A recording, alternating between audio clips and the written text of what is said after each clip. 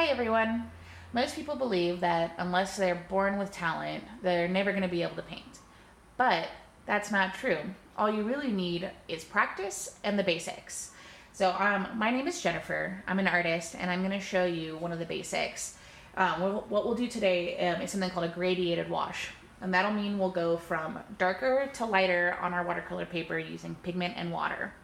So all you need to do this technique is your watercolor paper, your brush. It's going to need to be a bigger brush. So this is a size 12 round, and it's got a lot of bristles and it holds a lot of water and a lot of pigment, which is very useful for the wash we're using today. Your watercolor, this is Payne's Gray. Winsor Newton is my favorite brand, so that's what we'll use today. A palette for holding your paint, and your water.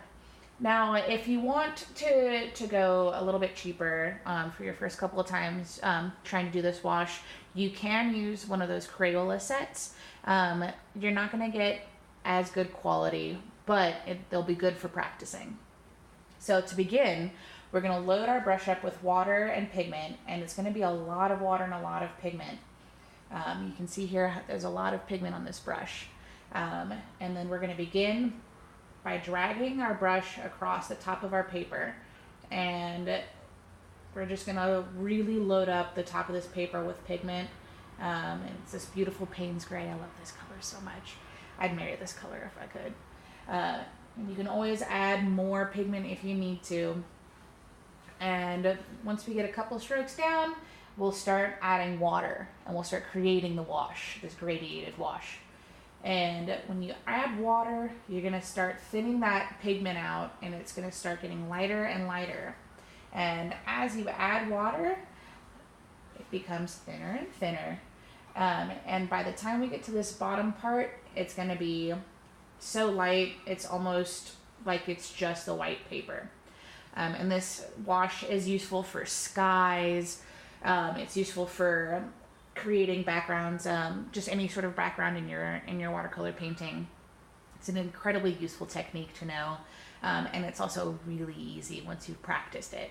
And if you feel that it's not perfect, you can always go back with more water and pull more pigment down, or go in with a drier brush by wiping your brush off on a napkin and pulling pigment up.